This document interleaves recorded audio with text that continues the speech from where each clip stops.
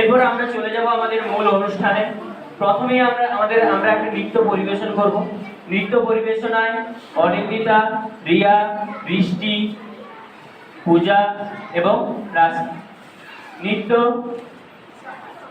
দুর্গা এলো।